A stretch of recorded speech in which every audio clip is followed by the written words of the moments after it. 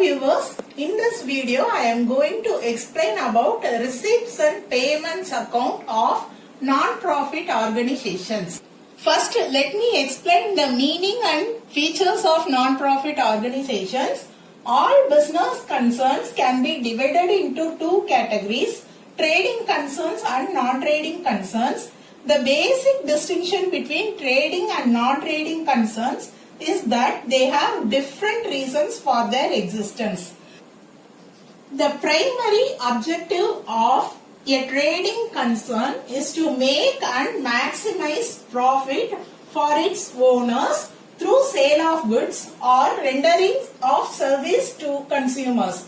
On the other hand, primary objective of non-trading concern is to meet some socially desirable goal or to render service to its members.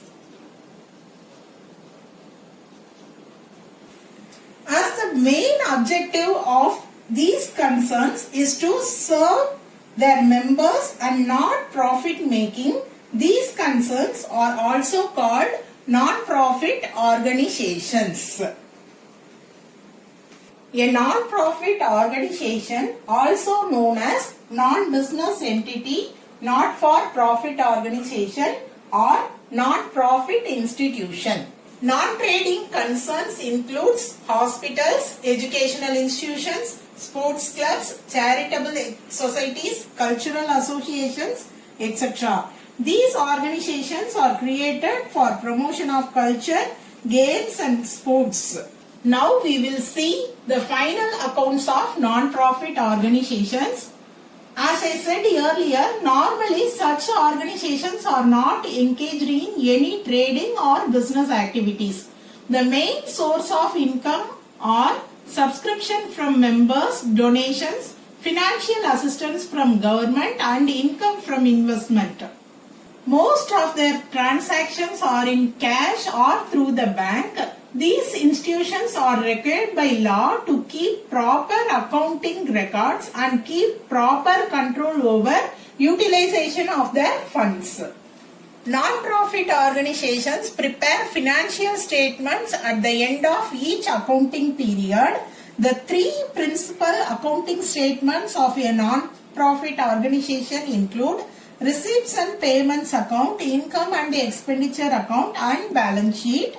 The receipts and payments account is a summarized cash book which records all the cash receipts and cash payments. Income and expenditure account is prepared to ascertain the excess of revenue income over revenue expenditure.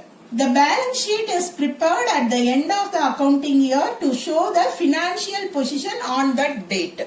Now we will see what are the steps to be followed while preparing the receipts and payments account.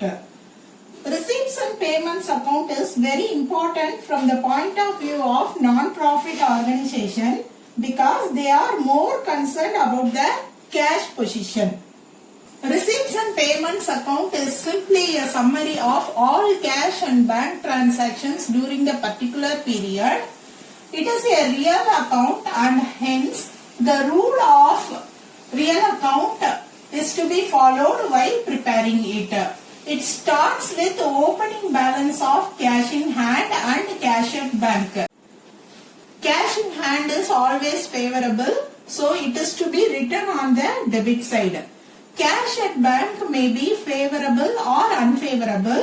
If it is favorable, write it in the debit side. If it is on overdraft or unfavorable, it will be placed on the credit side. All the receipts of cash and checks are entered on the debit side and all the payments by cash or check are recorded on the credit side.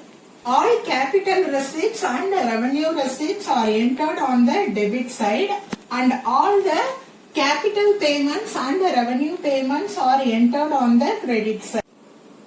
Revenue receipts and revenue payments are recurring and routine in nature, whereas capital receipts and capital payments are non-recurring and non-routine in nature. Receipts and payments account is based on cash system of accounting. Non-cash items like outstanding expenses and depreciation are not recorded in receipts and payments account. If the total of the debit side is more than the credit side, the balancing figure will appear on the credit side. It represents the closing balance of cash and bank. If the total of the credit side is more than the debit side, the balancing figure will appear on the debit side. It represents bank overdraft. I hope now you understand the features of non-profit organization and the steps in preparation of receipts and payment account.